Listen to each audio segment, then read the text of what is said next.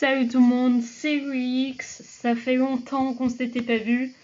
Bon, je vais arrêter de vous promettre que je vais être active parce qu'à chaque fois que je fais ça, je pars pendant un an. Du coup, aujourd'hui, comme vous l'avez vu au titre, on va parler des 4 masques de de FNAF. On va théoriser sur ce qu'ils sont devenus et sur qui ils sont. C'est parti.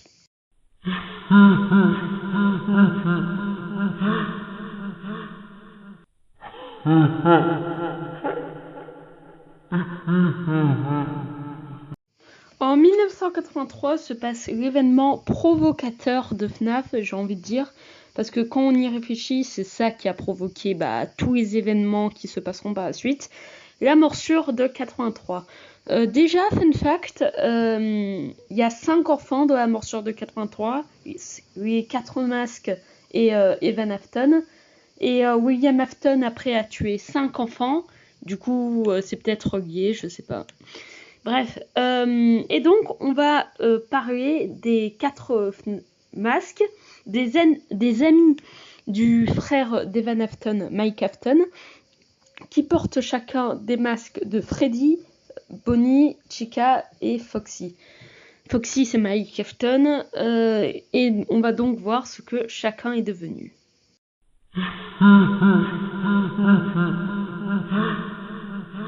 Le masque de Foxy, alias Mike Afton, eh bien, suite à la mort donc de son frère, il a fait pas mal de choses, car il a été le protagoniste de FNAF 2, FNAF 1, FNAF 5 aussi, FNAF 6, et finalement, et FNAF 3 aussi, et finalement, il meurt à la fin de FNAF 6 pour tuer tous les animatroniques, dont son père.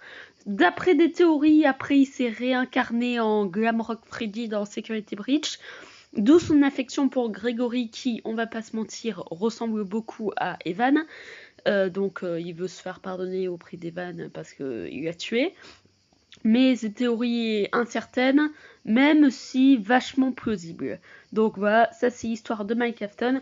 Mais lui, en plus de connaître son histoire, on sait où est-ce qu'il a trouvé son masque. Parce que si vous regardez bien la vraie chambre de Evan Afton dans FNAF 4, vous remarquez que la peluche de Foxy n'a plus sa tête.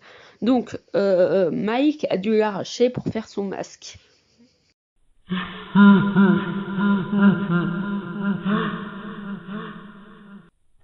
Si on part du principe que chacun des 4 harceleurs de FNAF 4 ont pris un masque qui leur correspondait, alors déjà ça veut dire que l'animatronique préféré de Mike Afton c'est Foxy et c'est déjà une grande révélation, mais ça veut aussi dire que celui de l'harceleur qui a le masque de Bonnie, c'est Bonnie.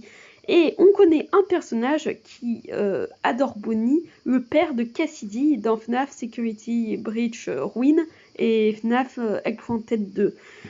Donc, on sait pas grand chose de lui à part qu'il a travaillé au Pizzaplex et qu'il a eu une fille qui a été amie avec Gregory et qu'il est mort dans Egg-Fronted 2 où il est devenu un mannequin pour Freddy Fazbear Pizza. Peut-être parce qu'il en savait trop. En fait, peut-être que c'est Vanny qui a fait ça, parce qu'il en savait trop, justement. Bref, c'est tout ce qu'on sait à peu près sur ce personnage.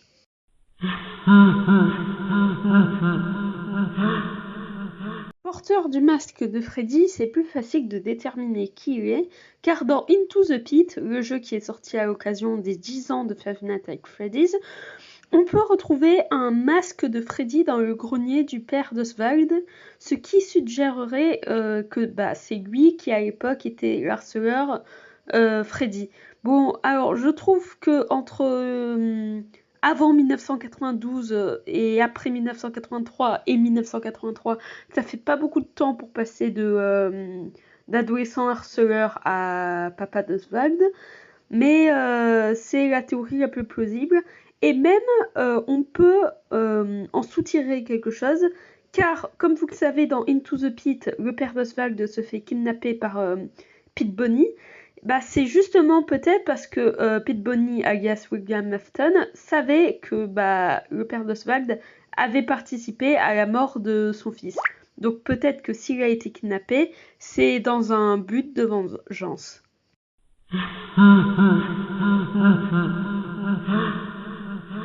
On ne sait absolument rien sur le masque de Chica. Voilà, ou trop.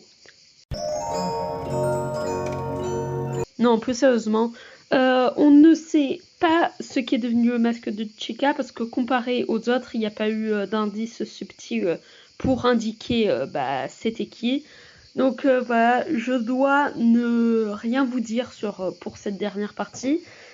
Si vous savez quelque chose sur le masque de Chica, n'hésitez pas à me le dire en espace commentaire. Et ce qu'on peut conclure de cette vidéo, c'est que les harceleurs de FNAF 4, après avoir tué Van Afton, ont quand même été hantés par cette affaire et sont restés connectés à la franchise. Avec un kidnappé, un qui travaille dans tous les jeux et un qui travaille, il travaille quoi. Bref, j'espère que cette vidéo vous aura plu et on se revoit très vite pour une prochaine vidéo. Et maintenant, je n'ai plus qu'un mot à dire, ou trop.